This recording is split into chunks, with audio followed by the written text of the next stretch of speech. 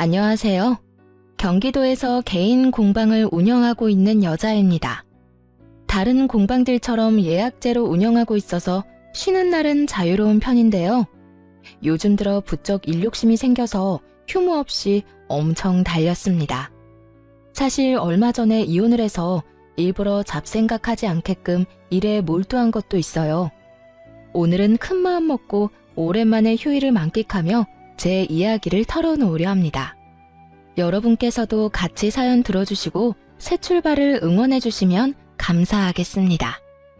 어릴 적 제가 나고 자란 동네는 부잣집 많기로 소문난 곳이었어요. 저희 집은 외제차 여러 대 보유하고 운전기사 고용하고 이런 집은 아니었습니다. 그래도 비교적 여유로운 부모님 덕분에 돈 걱정 없이 좋은 환경에서 살았죠. 성인이 된 이후에는 본가의 땅값이 예전보다 더 많이 올랐더라고요.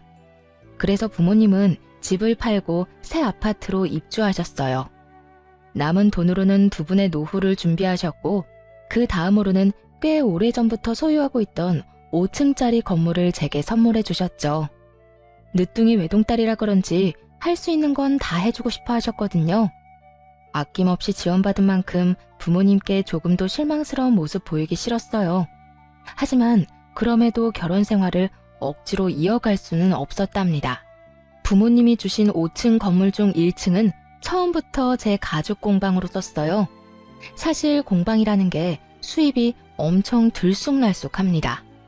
부모님 덕에 월세를 받을 수 있어서 그나마 꿈은 지킬 수 있었죠. 어릴 때는 너무 들뜬 나머지 건물주 됐다고 여기저기 자랑하고도 싶었어요. 하지만 부모님은 그 누구에게도 말하고 다니지 말라고 신신당부하셨죠. 그래서 가까운 친구는 물론이고 결혼할 사람에게도 굳이 밝히지 않았어요. 마이너스 재산이 아니라면 알릴 필요는 없다고 생각했거든요. 결혼 전 예비시댁에 인사하러 갔을 때 일이에요. 과일 바구니를 사기는 했지만 여전히 손이 좀 허전하길래 구하기 어렵고 질 좋은 가죽으로 예비 시모의 지갑을 만들어 갔습니다. 장보러 갈 때 쓰는 편하게 들 수 있는 지퍼 달린 지갑을 만들어 드리고 싶었죠. 그런데 예비 시모는 제 선물을 대놓고 안 좋아하더군요. 그래도 센스 있는 예비 신랑이 세상에 하나뿐인 거라며 지켜 세워준 덕분에 다행히도 자존심만은 지킬 수 있었습니다. 예비 신랑뿐만 아니라 형님 될 분도 실력이 대단하다고 칭찬해 주셨고요. 형님은 어떻게 이렇게 귀한 걸 만들었냐면서 자기도 받을 수 있냐고 물으셨어요. 시모에게서 바랬던 반응이 형님에게서 나오자 기분이 좀 이상했죠. 꼭 만들어드리겠다고 했더니 고마웠는지 형님이 그날 하루 종일 잘 챙겨주셨어요. 그때부터 형님만큼은 언제나 내 편이겠구나 직감했던 것 같아요. 시모는 밥 먹는 내내 시큰둥하다가 뜬금없이 부모님이 어디 사시냐고 물어봤어요. 대답하니 땡땡동이면 땡땡 아파트 있는 곳인가 하며 혼자 중얼거리더군요. 맞다고 하니 또 무슨 일 하시냐고 형식적인 질문을 하길래 사업하신다고 대답했죠. 머릿속으론 이 불편한 자리가 언제 끝나나 생각하면서요. 그런데 그때부터 시모의 눈빛이 갑자기 초롱초롱해지더군요. 가라앉았던 목소리도 전과는 다르게 높아졌고요. 게다가 한쪽으로 치워둔 제 선물을 다시 주섬주섬 꺼내보더니 마치 방금 선물 받은 것처럼 지갑 너무 잘 쓰겠다면서 해맑게 웃는 거 아니겠어요? 부모님 배경 듣고 태도가 싹 바뀐 시모를 보며 좀 속보인다 싶었어요. 그나마 식사 자리 다 끝나고 민망해하는 예비 신랑의 사과에 마음을 풀 수 있었죠. 결혼 생활 해보니까 그때 남편을 시원하게 뻥 찼어야 했는데 하고 후회됐어요. 모자란 남편보다 형님이 훨씬 더 든든한 존재가 돼주셨거든요. 시모는 뭐 말할 것도 없이 최악이었네요. 물론 결혼하고 얼마 동안은 엄청 잘해주는 척 했습니다. 그런데 시모의 이중성을 알게 된 이후로 도무지 못 견디겠더라고요. 때는 결혼 후 맞이한 첫 명절날이었어요. 신혼여행 다녀오고 나서 한동안 삶에 치여 바쁘게 지냈기에 공식적으로 처음 시댁에 방문하는 날이었죠. 그날부터 시모의 만행은 시작됐습니다. 똑같은 며느리인데 시모는 민망할 정도로 형님과 저를 대놓고 차별하더군요. 저를 마구 구박했느냐고요? 아니요. 시모는 형님에게만 일을 시키고 어떻게든 트집을 잡아서 형님만 혼내더라고요. 아이고, 오늘은 그냥 명절이 아니야. 우리 세아가 귀한 세 사람들인 첫 명절이라고. 알지? 너 제대로 해야 한다. 네, 어머님. 평소보다 더 신경 써서 음식할게요. 세아가, 너는 나랑 가서 이야기 좀 하자꾸나. 어머님, 저도 형님 음식하시는 거 도울게요. 어머, 네가 뭘 안다고 그래? 어디 음식 할 줄이나 알고? 처음이니까 너무 애쓰지 않아도 된다. 음식은 첫째가 다 할 테니까 넌 걱정 말아라. 아니, 그래도... 그래, 동서. 난 괜찮으니까 오늘은 편하게 있어. 너무 불편해서 곤란한 얼굴로 형님 쪽을 보자 형님은 웃으면서 괜찮다는 신호를 보내셨어요. 솔직히 그때까지는 진짜 제가 서투니까 시모가 손을 못 대게 하는 건가 싶었거든요. 그런데 지켜보니 그냥 형님과 저를 차별하는 거더라고요. 시모는 음식하는 형님을 가만두지도 않고 툭 하면 거실로 호출했는데 형님은 짜증 부리는 기색 한 번 없이 온화한 웃음을 지으셨어요. 거기다 시모는 저는 우리 새아기 하면서 부담스럽게 부르면서 형님은 그저 예 라고 차갑게 부르는 거 있죠. 예, 너 잠시 여기 좀 와보렴. 네, 어머님. 뭐 필요하세요? 기름 냄새가 온 집안에 퍼지니까 속이 너무 안 좋구나. 요한마트 가서 콜라 몇 병 좀 사와. 어머님, 그럼 매실을 타드릴까요? 콜라보다 더 건강에 좋을 거예요. 아니, 넌 내가 콜라 얘기하는데 무슨 매실 타령이니? 아유, 지겨워 정말. 세아가, 쟤는 항상 저렇게 시험인 날 가르치려 든단다. 그냥 콜라 사오기 싫으면 싫다고 해. 에이, 어머님, 아직도 저를 모르세요? 콜라 사오기 싫으면 싫다고 솔직하게 말씀드리죠. 냉장고에 매실청 한가득 있길래 한번 말씀드려 본 거예요. 그럼 얼른 가서 사올게요. 어머머, 너 보자 하니까 정말. 지금 세아가 앞에서 나 약 올려? 형님, 어머님, 제가 얼른 가서 콜라 사올게요. 형님 혼자서 계속 고생하고 계신데 저는 아무것도 안 했잖아요. 심부름이라도 하게 해주세요. 그럼 그럴래, 동서? 고마워. 처음에는 형님이 시모에게 꼼짝 못하는 줄로만 알았거든요. 그런데 다행히도 할 말은 다 하고 계시더라고요. 응? 아유, 어쩜 착하기도 해라. 예, 네 동서 마음씨 예쁜 거 봐라. 우리 둘째가 신부감은 잘 골랐어 정말. 어머, 어머님, 그런 말씀하시면 장남이 서운해할걸요? 제가 다 잃을 거예요. 으유, 내가 뭐 말을 못한다. 남들은 아무것도 모르고 착한 맏며느리를 잡는다고 하는데 아주 억울해 죽겠어. 그럴 리가 있나? 내가 오히려 당하는 입장이구만. 사실 제 눈에는 시모가 못살게 구니까 형님도 맞받아치는 걸로 보였어요. 하지만 시모는 자기가 피해자라고 하소연하면서 형님을 엄청 흉보더라고요. 부엌으로 가려고 일어나기라도 하면 냅다 제 손을 붙잡고 안 놓아주더라니까요. 아무튼 콜라를 살 겸 남편에게 SOS를 치려고 마트에 혼자 갔습니다. 새벽부터 가까운 낚시터에 시부랑 아주버님, 남편이 낚시를 하러 갔거든요. 순간 너무나도 불공평하다는 생각이 들었죠. 여자들은 열심히 일하는데 남자들은 놀고 있는 이 상황이 말이에요. 여보, 언제 오는데? 빨리 와. 좀 걸릴 것 같은데. 혹시 무슨 일 있어? 어머님 때문에 나 너무 불편해. 나만 여기 두고 낚시하러 가니까 재밌니? 웬만해서는 무슨 일이 생겨도 흥분하거나 목소리를 높이지 않는데요. 그런 제가 전화 받자마자 소리치니까 남편은 단번에 눈치채고 금방 오겠다고 했어요. 남자들이 도착하자 시모는 언제 놀았냐는 듯 팔을 걷어붙이고 일을 하더군요. 웃긴 건 형님이 거의 음식을 다 했는데 고생했다는 말도 제대로 안 했다는 거예요. 그렇게 시모는 음식하는 신용만 잠시 내다가 곧바로 힘들다며 안방에 쏙 들어가 버렸습니다. 늘 이랬던 건가? 싶은 마음에 형님이 참 짠했어요. 한편으로는 좀 바보 같기도 했고요. 저라면 이렇게 당하고만 있지는 않았을 테니까요. 하지만 뭐 어쩌겠어요. 저도 딱히 도움된 건 없으니 음식 차리고 치우는 거라도 똑바로 하자 생각했죠. 소중한 내 남편 낳아준 어머니니까 참는 거야. 다른 이유는 없어. 그런데 형님이 그런 제 마음을 읽은 것처럼 갑자기 웃으며 이렇게 말하더군요. 네? 이건 비밀인데 동서한테만 말해줄게. 사실 우리 남편 나 시댁에서 고생하는 거 다 알아. 그래서 친정 가면 나처럼 똑같이 집안일하고 음식해. 나도 처음엔 그럴 필요까진 없다고 생각했거든. 근데 남편이 나서서 그렇게 해주니까 내 마음에 응어리는 안 생기더라. 그냥 동서가 나 불쌍하게 쳐다보길래 그렇다고 말해주고 싶었어. 동서도 중간에서 힘들지? 미안해. 형님, 죄송해요.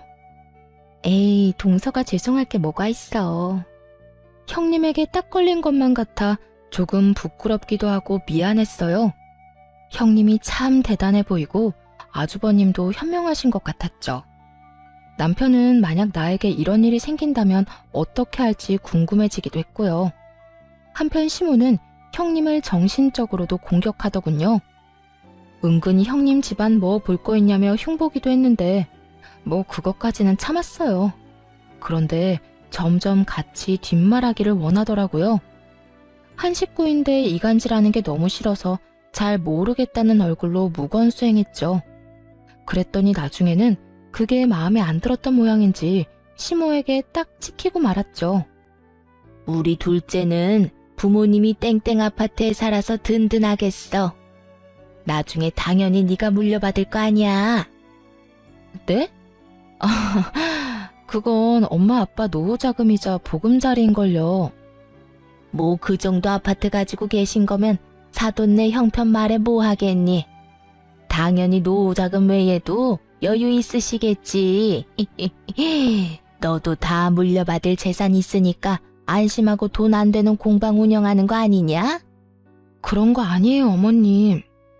아니긴. 나한테는 솔직히 말해도 된다.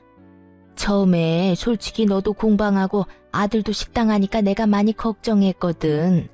한 명이라도 수입이 일정해야 하는데 둘 다 들쭉날쭉 고정적인 수입이 없잖니.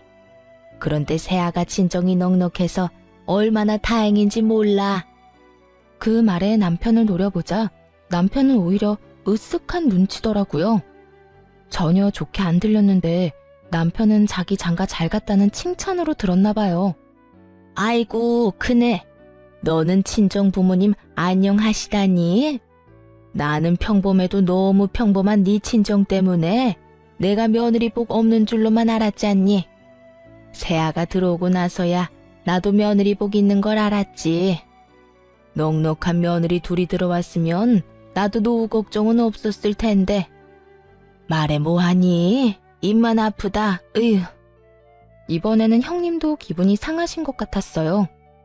아까처럼 대답하거나 온화한 웃음을 짓는 대신 그저 입을 꾹 다무셨거든요.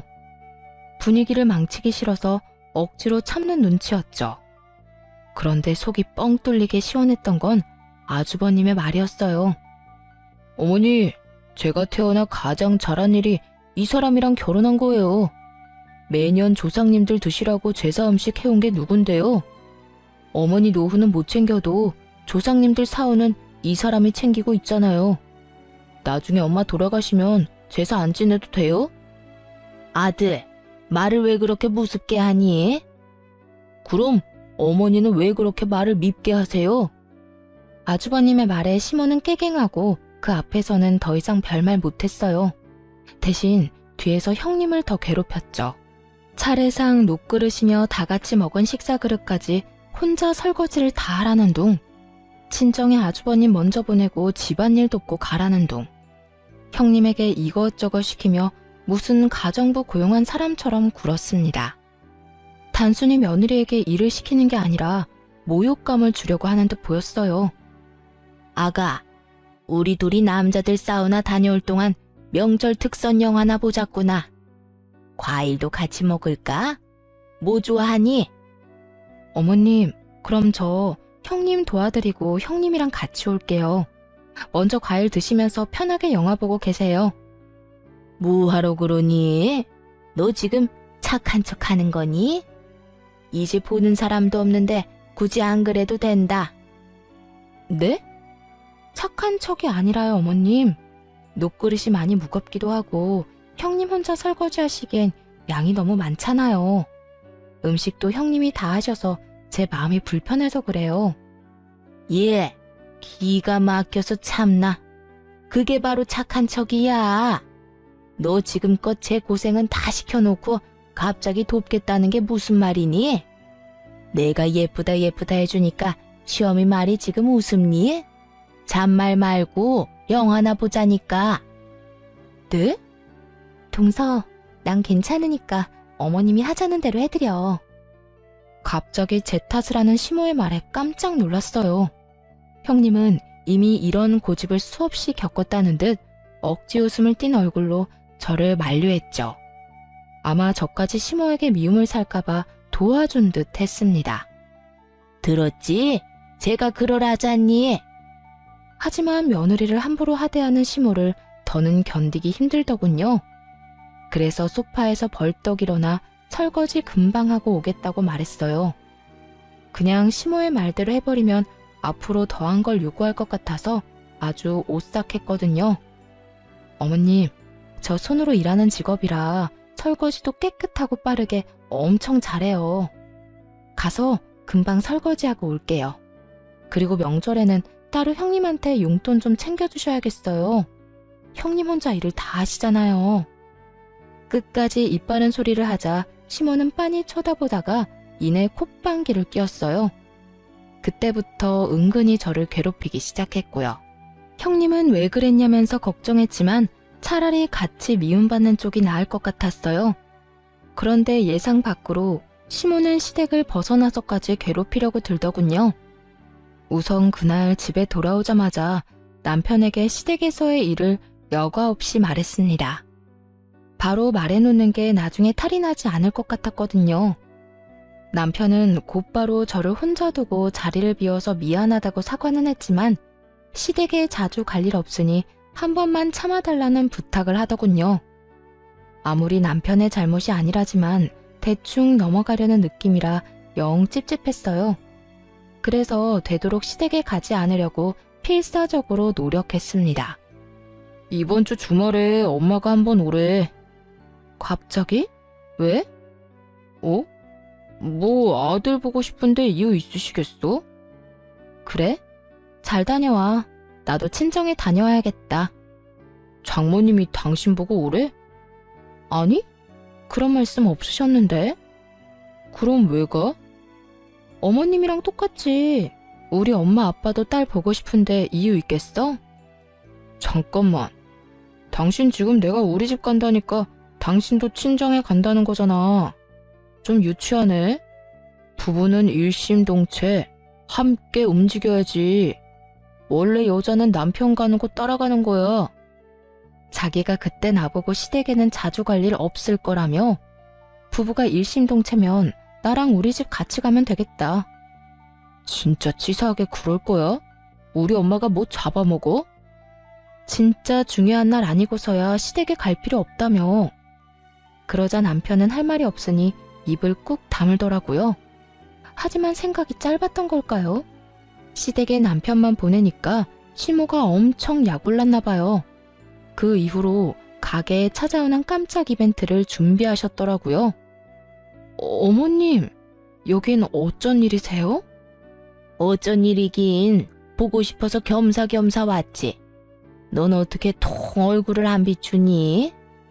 저 보러 여기까지 오신 거예요? 미리 연락해 주셨으면 점심이라도 같이 먹는 건데. 식사는 하셨어요? 아니, 점심은 먹고 왔으니까 됐고. 너 10분이면 준비할 수 있겠지? 네? 그게 무슨 말씀이세요? 도대체 무슨 말인가 싶어서 도시락 먹다가 밥을 묻히고 서서 멍하니 있었네요. 그런데 그 순간 가게 입구가 웅성웅성 하는 거예요. 아니, 너 뭘 멍청하게 서 있니? 걔 하는 사람들 일부러 여기까지 다 데리고 왔다. 너희 공방에도 무료 체험 같은 거 있지? 옆편 애들 귀한 시간 낸 거니까 잘 부탁해. 그리고 얘, 입소문은 아줌마들 입 통하는 게 제일 빨라. 나중에 손님 많아졌다고 나한테 고마워서 절할 거다 아주. 어쩌죠, 어머님? 저흰 그런 프로그램 없어요. 미리 말씀하시고 오시지 그러셨어요. 없으면 만들면 되는 거 아니냐? 시험이 위해서 그것도 못해? 얘, 오늘 너 예약 없는 거 내가 다 알고 왔어. 인터넷에 검색해보니까 다 나오더만. 어머님, 목요일은 개인적으로 납품할 상품들이 있어서 시간 빼놓은 거예요. 게다가 저 혼자 하는 거라 수용할 수 있는 인원 한계도 있고. 문전박대도 이런 문전박대가 따로 없지. 너 지금 밖에 사람들 서서 쳐다보는 거 안 보여? 정말 날 쪽팔리게 만드는구나. 그냥 한번 그러려니 하고 넘어가면 안 돼? 내가 뭘 알고 데려왔겠니? 다 니 쓰러져가는 공방 홍보하자고 사람들 애써 데리고 왔더니. 시모는 말도 없이 개하는 친구들 모두 끌고 와서는 공방 프로그램을 무료 체험시켜달라며 떼를 썼습니다. 문전박대라는 말에 심장이 쿵쾅거려서 결국 개인적인 일정 다 취소하고 최선을 다해 아무렇지 않은 척 밝게 시모 친구들 대접했네요. 나중에 할 말을 하더라도 그 순간은 참기로 했죠. 다 손님들이고 어른들이니 시모가 망신당하지 않도록 최선을 다해 배려했어요. 어머님, 또 이러시면 정말 곤란해요. 어머님 포함 두세 분까지는 미리 말씀해 주시면 가끔 자리 만들어 드릴게요. 그런데 이렇게 막무가내로 사람들 다 데리고 오시면 안 돼요. 참나, 깐깐하게 굴기는. 시모는 결국 고맙다는 말이나 미안하다는 말도 안 했어요. 100번 양보해서 집까지는 올 수도 있다고 생각했지만 일터를 침범하는 건 정말 아니라고 생각했어요. 그런데 다 알고도 남편은 이해하라고 대수롭지 않게 말하더군요. 난 분명히 이야기했어. 어머님, 한 번만 더 공방에 찾아오시면 나도 어떻게 할지 몰라. 중간에서 가만히 있지 말고 당신이 해결해, 진짜. 당신 왜 이렇게 말을 무섭게 해? 시어머니가 며느리 일터 궁금해서 좀 갈 수도 있지. 당신이랑 또 엄마 일로 싸우기 싫어. 좋은 게 좋은 거잖아. 참고 이번만 좋게 넘어가자, 응? 가만 보니까 당신 언제나 어머님 일이면 얼렁뚱땅 넘어가려 하는구나. 말이 전혀 통하지 않는 우유부단한 남편. 그리고 친구들이랑 조만간 또 공방에 갈 수도 있다고 통보 문자를 보낸 시모. 이 둘을 보니 속이 부글부글 끓었습니다. 오죽했으면 친정엄마에게 이혼을 하고 싶다고 상담까지 했다니까요. 엄마, 내가 아무리 남편한테 중간에서 역할 똑바로 하라고 말해도 소용없어. 어머님도 너무 뻔뻔해서 대화가 전혀 안 통하고. 금요일에 이혼 전문 변호사랑 상담해보려고. 아니, 안싸도는 왜 나서서 조용히 잘 살고 있는 부부 이혼을 조장한다니? 그렇게 안 봤는데 심보가 고약하네.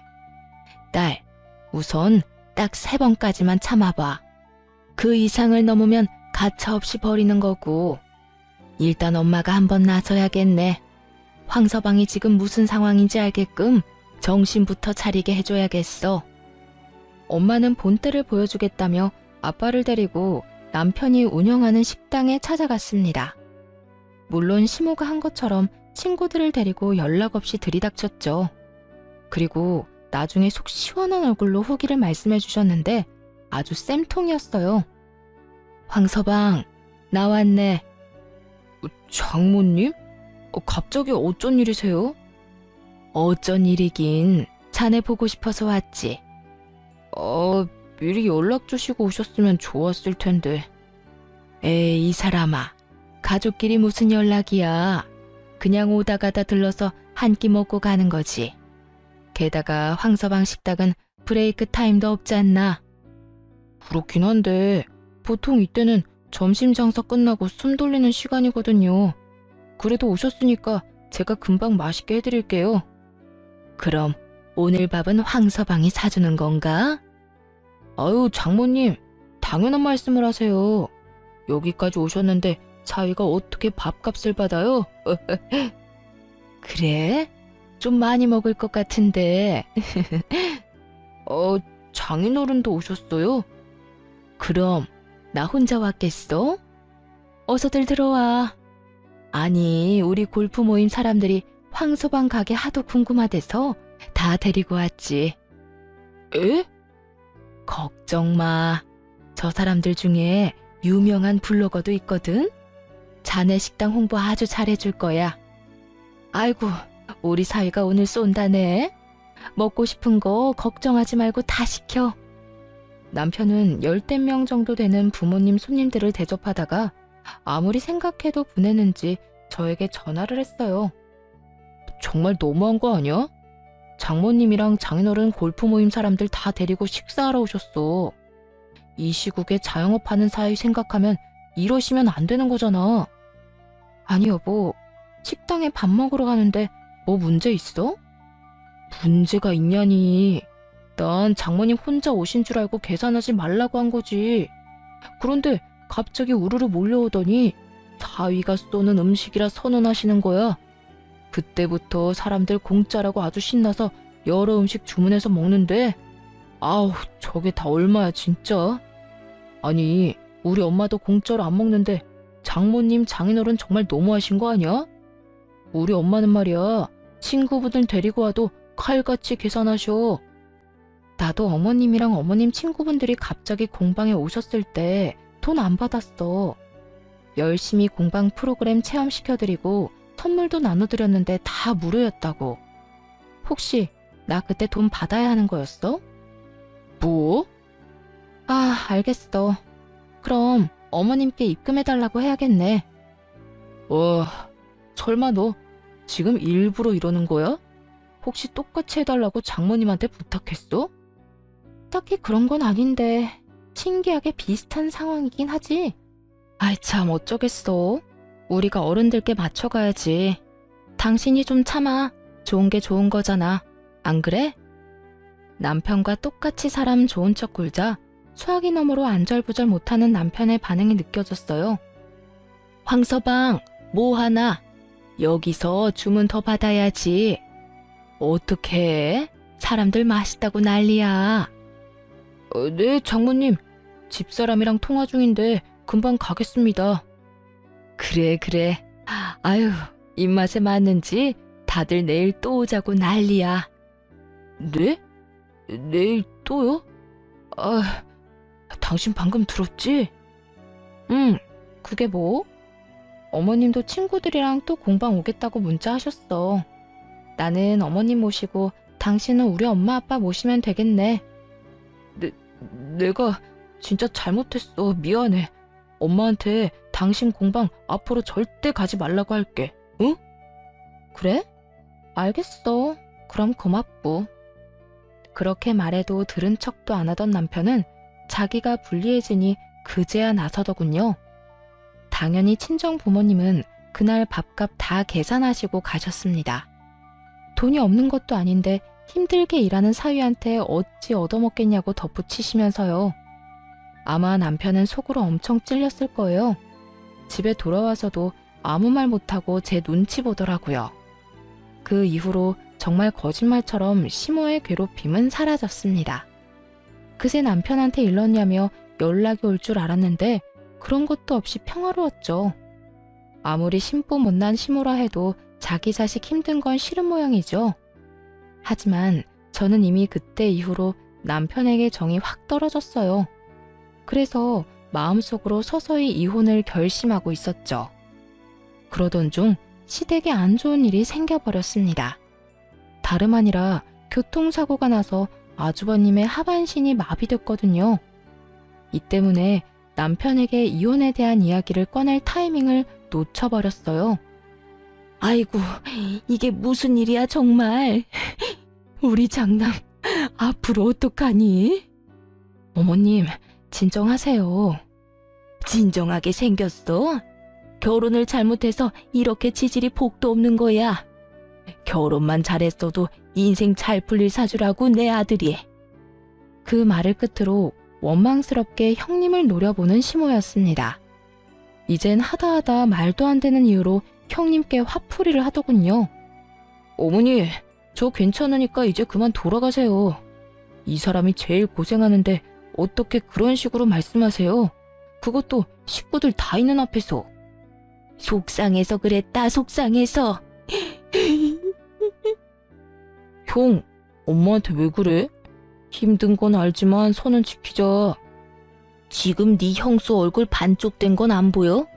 병문안 왔으면 그냥 조용히 있다 가든가. 가족이라는 사람들이 어떻게 이래? 특히 어머니는 그러시면 안 되죠. 이 사람이 그동안 어떻게 했는데? 여보, 진정해. 당신 아직 몸 안 좋잖아. 다들 당장 나가라고요. 가장 힘든 건 다친 아주버님과 비통한 형님일 텐데 그 앞에서도 비인간적으로 행동하는 남편과 시모를 보니 숨이 다 막히더라고요. 어서 여길 벗어나야겠다는 결심을 하고 그때부터 본격적으로 이혼 준비를 했습니다. 그러면서도 형님과 아주버님을 챙기러 병원에 자주 들렀어요. 냉정하게 말하자면 이혼하는 동시에 남이 될 관계였지만 계속 신경 쓰이더군요. 동서, 이렇게 매번 와줘서 정말 고마워. 에이, 오다 가다 들르는 게 뭐가 어렵다고요. 그런데 저희 남편이랑 어머님이 병원에 한 번씩 오기는 하나요? 그때 남편이 한 소리해서 기분이 상했나 봐. 차라리 안 오는 게 나은 건가 싶다가도 남편 생각하면 가끔이라도 와줬으면 하는데 그때 이후로 서방님도 어머님도 안 오시네. 그래도 이렇게 가끔 동서가 와줘서 얼마나 힘이 되는지 몰라. 형님, 얼굴이 많이 수척해요. 밥은 잘 챙겨 드시고 계신 거죠? 이럴 때일수록 식사는 거르시면 안 돼요. 그게 사실 동서, 이런 말 꺼내서 정말 미안한데 혹시 병원비 모자라세요? 제가 전부까지는 아니더라도 조금은 도와드릴 수 있어요. 그러니까 너무 걱정하지 마세요. 그 말에 그늘진 형님의 얼굴이 밝아지더니 딱 40만 원만 빌려달라고 하더군요. 고등학생 시조카 수학여행비랑 용돈이 당장 필요한데 병원비 정산하고 이것저것 계산하고 나면 여유가 없었나 봐요. 못 받을 돈이라 생각하고 몇백은 드릴 각오를 했는데 40만 원에 손을 벌벌 떨며 고맙다고 우는 형님을 보고 같이 울었네요. 그런데 동서, 입금이 잘못된 것 같아. 500만 원이 들어왔는데? 아이고, 내가 얼른 다시 입금해 줄게. 형님, 진작 눈치채고 도와드렸어야 했는데 죄송해요. 수영이한테 수학여행 잘 다녀오라고 전해주실래요? 입금은 제대로 한 거 맞아요. 저 만약 형님 없었으면 어머님 심술 때문에 바로 도망갔을 거예요. 형님이 잘해줘서 그나마 버텼는데 아무튼 감사했어요. 형님은 그런 제 말이 이상했는지 혹시 남편이랑 무슨 일 있냐고 물었어요. 그래서 솔직하게 이혼을 준비하고 있다고 말했습니다. 그러자 형님은 깜짝 놀랄 이야기를 했어요. 우리가 어머님 심술 참은 것도 다 이민 가면 안 보고 사니까 그런 거였어. 그런데 갑자기 이런 사고를 당하는 바람에. 네? 이민이요? 그래도 포기는 안 할 거야. 좀 늦춰졌다고 생각해야지. 아직은 우리나라보다 외국이 장애인 복지가 더 좋잖아. 저 사람을 위해서라도 꼭 가야지. 그 사실을 알자마자 머뭇거리다 형님에게 귀뜸해드렸어요. 사실 남편이랑 각각 500만 원씩 해서 1000만 원 맞춰서 드리고 싶었는데 남편이 절대 못 준다고 질색했다고요. 동생으로서 어릴 때부터 지금까지 받은 게 많으면서 한순간에 남이라도 된 듯 구는 남편 보고 더 빨리 이혼하고 싶더라고요. 나 역시 오랜 세월 어머님이랑 도련님을 봐왔잖아. 그래서 제발 내 밑으로 사람이 들어오지 않길 바랬어. 그런데 이렇게 착한 동서가 들어와서 얼마나 맘에 걸렸는지 몰라. 알고 보니 남편은 어머님보다 더하면 더했지 덜하진 않다고 합니다. 시모에게 밉보인 형수를 가정부쯤으로 알고 뒤에서 막대했다고 하네요. 생각보다도 더 구제불능이었나 봐요. 당신이 병원에 뭐하러 가? 나도 안 가는데. 그러니까 당신이 안 가니까 나라도 간 거지. 야, 혹시라도 나중에 친정 식구 아프다고 돈 갖다 바칠 생각하지 마라. 나도 우리 형한테 돈 안 줬으니까 말이야. 뭐? 조금도 안 도와드렸다고? 진짜야. 나 형한테 돈 한 푼도 안 줬어. 형수한테 전화해서 물어볼래? 형수가 우는 소리 하길래 형이 무슨 수로 갚겠냐고 냉정하게 전화 끊어버렸거든. 자랑이다. 당신 형이 그렇게 다쳤는데 돕고 싶은 마음이 전혀 안 생겨? 동생이 되어가지고 어떻게 그래? 어휴, 그렇게 감정적으로 굴다가는 거지꼴 못 면해. 아무리 가족이라도 금전적 거래는 하는 게 아니라고. 돈이 아까워서 그러는 게 아니라 내 원칙이 그래. 그 원칙 결혼 전에 좀 알려주지 그랬어. 뭐? 당신 요새 좀 이상하다. 내가 이상해? 아니, 당신을 좀 되돌아봐. 내가 아플 때는 과연 어떻게 나올까 궁금하네. 에이, 재수없게 그런 말을 왜 해? 당신 건강하잖아. 그렇게 따지면 아주버님은 뭐 건강하지 않으셨어? 한참 싸우다가 인성 모자란 남편놈을 못 알아보고 결혼한 게 내 죄다 싶었어요. 더 이상은 시간 낭비라는 생각이 들어 그만 입을 다물었네요. 이혼 통보하기 전까지는 조용히 있는 게 낫겠다고 생각했거든요. 형님께 500만 원 드린 것도 알았다가는 무슨 난리를 피울지 모르니 말 안 했고요. 시간이 흘러 아주버님이 태어날 즈음이 되어서야 시모가 등장하더군요. 고생이란 고생은 형님 혼자 다 했는데 혼자서 뒷북을 엄청 치더라고요. 내 자식이 너무 불쌍하다며 엄청 징징거리는데 그 착하던 형님이 얼마나 마음고생하고 힘들었으면 시모한테 화를 다 냈다니까요. 아이고, 불쌍한 내 새끼. 이게 다 부인 복이 없어서 그런 거야. 결혼을 좀 다른 사람이랑 했으면 팔자가 바뀌었으려나? 어머니, 제발요. 잠시만 여보. 어머님, 제발 좀 그만 징징거리세요. 지금 제일 힘든 사람이 어머님 같아요? 아니요, 저 사람이랑 저예요. 저도 충분히 힘들다고요. 지금까지 코빼기도 안 보이시다가 퇴원할 때는 또 왜 오신 거예요? 도와주실 거 아니면 이만 돌아가 주세요. 뭐? 너 제정신이니? 지금 그게 무슨 말버릇이야? 어머님, 나중에 후회하실 행동 그만 좀 하시라는 거죠. 언제까지 들들 볶으실 건데요? 따지고 보면 이 사람이 부인복 없는 게 아니라 제가 남편복 없는 거죠. 어머어머, 보자 하니까 저게. 형님의 말에 도저히 참을 수 없어서 웃음이 작게 터졌습니다. 시모가 눈치를 주며 눈을 부라렸지만 아랑곳하지 않았어요. 모처럼 형님의 한 방이 너무 속 시원했거든요. 눈을 씻고 봐도 자기 편이 없는 것 같자 시모는 금방 눈물을 그치고 일어나더군요. 눈물 쇼하러 온 중견 여배우라도 되는 줄 알았네요. 그쯤 되니 정말 아들 걱정은 하는 건지도 의문이었어요. 아주버님은 벙쪄 있다가 웃으면서 형님께 앞으로도 그렇게 큰 소리치라고 했어요. 그런데 인생에 계속 안 좋은 일만 일어나는 건 정말 아니더라고요. 그 해에 사고로 너무 힘들었던 형님네 가족에게 무슨 일이 일어난 줄 아세요? 형님이 산 복권이 1등에 당첨되면서 하루아침에 돈방석에 앉은 거 있죠? 시모는 소식 듣고 내 아들 신분 상승했다며 엄청 좋아했지만 저는 또 형님이 호구처럼 돈이라도 뜯기진 않을까 걱정했습니다. 아니나 다를까 시모는 김칫국부터 마시고 있었어요. 갑자기 연락해서는 저와 남편을 불러서 하는 말이 가관이었습니다. 우리 장남이 태어난 지 얼마나 됐니? 더 빨리 신경 썼어야 했는데 이제라도 다 같이 힘을 모아 한상 대접해야지. 1등 금액이 어마어마하던데 나도 말년에 발 쭉 뻗고 살겠구나.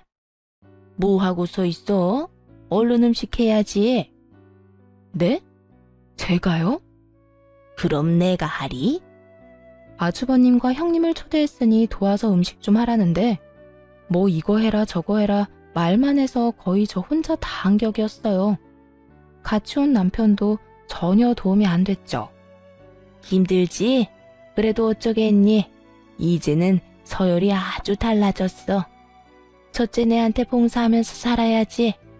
그럼 콩고물이 얼마나 어떻게 떨어질지 누가 아니?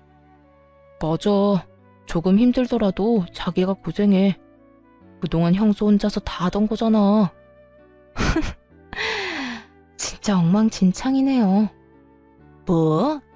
그게 무슨 말버릇이야? 아니, 어쩜 엄마나 아들이나 그렇게 염치 없이 구는 모습이 판박이에요?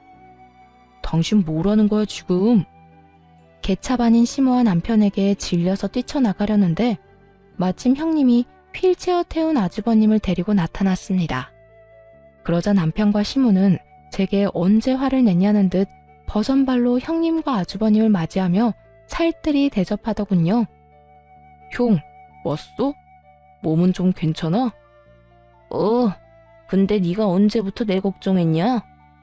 에이, 또 섭섭하게 뭘 그렇게 얘기해. 아이쿠, 예쁜 내 새끼들 왔어? 네? 제가 잘못 들었나 봐요, 어머님. 이제는 뭐 내 아들이나 너나 다 내 새끼지. 함께한 세월이 얼마나 흘렀냐? 긴 세월 네가 참 고생 많이 했다. 그래도 이렇게 고생 끝에 선물이 오는 법이야. 며느리 복 없다던 어머님이 그런 말씀하시니까 신기하네요. 그나저나 음식은 동서가 다 한 거죠? 응? 뭐 그렇지. 첫째 너는 이제 편히 쉬면 돼. 동서, 고생했지? 미안해. 아니에요, 형님. 저는 괜찮아요. 형님은 당연히 저 혼자 고생했다는 걸 알아채고 고맙다고 인사하시더군요. 그래서 귓속말로 이게 마지막이라고 형님에게 말해드렸죠. 네가 둘째한테 정 미안하면 윗사람이 용돈도 챙겨주고 그러는 거야. 용돈이요? 네? 아니요, 저 그런 거 필요 없는데요. 둘째야, 너 쓸데없는 자존심 좀 부리지 마라.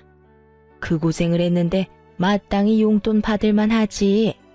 그리고 이참에 공방에서 돈 안 되는 일 하지 말고 첫째네 가서 일하는 게 어떻니? 첫째 너희는 이제 사람 부릴 여유는 되는 거 맞지? 가족끼리 돕고 살면 좋잖니. 아주버님네 가서 매주 청소 좀 하고 아주버님 케어를 도우라는 말이었어요. 그 말을 듣자마자 하마터면 상을 다 엎을 뻔했네요. 사람 면전에 대고 무시하는 것도 정도가 있잖아요. 어머님, 제가 어머님 전용 심부름 센터인가요? 아, 또 그놈의 콩고물 때문에 그러세요? 제발 며느리 좀 그만 괴롭히세요. 그런데 문제는 남편이었어요. 아무리 덜 떨어졌어도 그때만큼은 시모에게 화낼 줄 알았는데 오히려 시모의 의견에 수긍하며 제게 그 일을 시키려 들더군요. 엄마가 뭘 괴롭혔다고 그래? 아니, 가정부 할 사람 뭐 따로 있어? 이참에 돈 안 되는 공방 정리하고 좋잖아. 엄마가 당신 생각해서 말한 건데 왜 그렇게 예민하게 굴어? 막말로 우리 형이랑 형수님이 당신한테 힘든 일 시키겠냐고. 정말 미쳤구나. 당장 이혼해. 그동안 수도 없이 이혼 다짐했어. 때 되면 말하려고 참고 또 참은 거지. 돈에 눈먼 남편의 뺨을 때리고 드디어 이혼하자고 선언했어요. 그러자 얻어맞고 분했는지 남편이 달려들려고 했습니다. 사실 그런 상황이 일어날까봐 그동안 조용히 이혼을 준비한 거였어요. 일방적으로 이혼하자고 통보하면 남편이 무슨 짓을 할지 모르니까요. 그런데 그때 휠체어를 탄 아주버님이 남편에게 찬물을 확 부어버렸죠. 야, 너 언제 사람 될래? 아이씨, 형 미쳤어? 너 내가 몸이 이 모양이라서 찬물로 끝난 걸 다행으로 알아. 나 멀쩡했으면 벌써 이 전골에 네 얼굴 박았다. 아, 로또 됐다고 아주 기세등등하네. 결혼했으면 인간이 돼야 하잖아. 양심 없는 건 어머니 쏙 빼닮아서 그런 거야? 아니, 너는 혼낼 거면 네 동생만 야단치지 왜 날 끌어들여? 며느리들 앞에서 창피하게. 창피한 걸 아시는 분이 그동안 왜 그렇게 사셨어요? 저 정말 참을 만큼 참았어요. 그런데 더 이상 이 징그러운 집안에 못 있겠네요. 장남도 복권 당첨됐으니 이제 식구들 등지고 살겠다 이거냐? 두 번 다시 어머니나 저놈이나 보기 싫으니까 알아서 잘 사세요. 저희 곧 이민 가거든요. 그리고 제가 당첨됐나요? 집사람이 당첨된 거죠. 항상 온화한 아주버님이었는데 그렇게까지 역정내시는 건 처음 봤습니다. 곧 이민 간다는 말에 시모는 개거품을 물고 말았죠. 뭐? 갑자기 무슨 이민이야? 한국인으로 태어났으면 한국에서 살아야지. 어미야, 네가 말해봐라. 이게 다 무슨 말이야? 네, 이민 갑니다, 저희. 어머님, 저희 벼랑 끝까지 몰려서 힘들 때 도와준 사람 동서뿐이었어요. 그런데 어떻게 동서한테 대놓고 가정부 운운하세요? 동서, 그때 500만 원 빌려줘서 정말 고마웠어. 수영이 수학여행비에 용돈하고도 많이 남아서 그 돈 감사히 잘 썼어. 식구라는 인간들이 단 몇십만 원도 못 빌려준다고 했을 때 사실 난 세상이 무너지는 줄 알았거든. 그러니까 가기 전에 동서한테 빚은 갚아야지. 빌려준 거 아니고 드린 거라니까요. 안 주셔도 돼요, 형님. 괜찮다고 손사래를 쳐도 형님과 아주버님은 제발 받아달라고 했어요. 시끄럽던 시모와 남편은 형님이 수표를 내밀자 숨죽이고 지켜보더군요. 형님, 게다가 금액이 이상해요. 저는 500만 원 빌려드렸는데 5천만 원이라뇨. 5천만 원 맞아. 마음을 돈으로 계산할 수는 없지만 동서 마음을 헤아려 보니까 대략 그 정도더라. 5천만 원? 아이고 세상에. 어미야, 나는? 어머님한테 드릴 돈이 어디 있겠어요. 아니, 오히려 제가 받아야 하지 않을까요? 그러자 시모는 갑자기 돌변해서 자기 줄 돈 주고 가라고 절대로 이대로 외국 못 간다고 형님의 바지가랑이를 붙잡았습니다. 남편은 아주버님에게 엄마 모실 돈이라도 달라고 매달렸죠. 나중에 시모가 아프기라도 하면 자기가 모셔야 하는데 어떻게 이러냐면서요. 불구된 형한테는 한 푼도 못 빌려준다던 사람이 누구더라? 형, 진짜 1억이야? 어머니 모시든 말든 너 알아서 해라. 난 이제 이 집 식구 아니니까. 아주버님이 냉정하게 끊어내자 남편 놈은 제 5천만 원이라도 갖겠다고 했어요. 하지만 그 돈이 어떤 돈인데 그대로 남편에게 빼앗길 리가 없죠. 5천만 원은 마음만 감사히 받겠다고 하고 형님께 돌려줬습니다. 이쯤에서 시원하게 정리를 다 해야 할 것 같았거든요. 형님, 저 여유 있어요. 안 도와주셔도 돼요. 정중하게 거절하자 형님은 혹시 돈이 모자란 거냐며 필요하면 그보다 더 주겠다고까지 하셨어요. 괜찮아요. 사실 공방 있는 건물이 제 거거든요. 다들 무시하지만 공방도 엄청 잘 되고 있고 매달 월세 받으면서 살아요. 그래서 저는 이혼해도 여유 있어요. 당신, 그게 무슨 말이야? 나한테는 전혀 그런 얘기 안 했잖아. 내가 왜 당신한테 말해야 해? 그야 우린 부부니까. 이혼할 건데 부부는 무슨? 얘기가 나온 김에 진작 준비했던 이혼 서류를 꺼내 남편 얼굴에 찰싹 던져줬네요. 형님은 그제야 제 말이 무슨 뜻인지 알겠다며 고개를 끄덕였어요. 아하, 그러니까 우리가 정말 시어머니 복이 없었던 거네. 그러니까요. 저는 남편 복도 없어서 이쯤 하려고요. 그나저나 어머님, 항상 며느리 복 없다고 우는 소리 하셨었죠? 그런데 알고 보니 복이 분수에 넘쳤던 거네요. 시모는 자기가 귀인을 못 알아봤다며 저와 형님에게 잘못했다고 매달렸어요. 돈 앞에 손바닥 뒤집듯 바뀌는 시모의 모습에 마지막까지 질렸네요. 남편은 아니나 다를까 제 재산도 다 자기 거라며 큰 소리를 치더라고요. 그래서 미리 상담받았던 변호사님한테 전화해서 스피커폰으로 현실을 들려줬어요. 죄송하지만 부모님께 증여받은 재산은 재산 분할에 들어가지 않습니다. 에? 지금 이 사람 변호사라고 이쪽에 유리하게만 말하지 마세요. 못 믿겠으면 너도 변호사 고용해서 물어보든가. 참, 너 그럴 돈 없지? 인터넷에 검색해봐. 다 나와 있으니까. 여보, 나한테 어떻게 이래? 아이고, 멀쩡하던 집안이 아주 콩가루 집안이 됐네.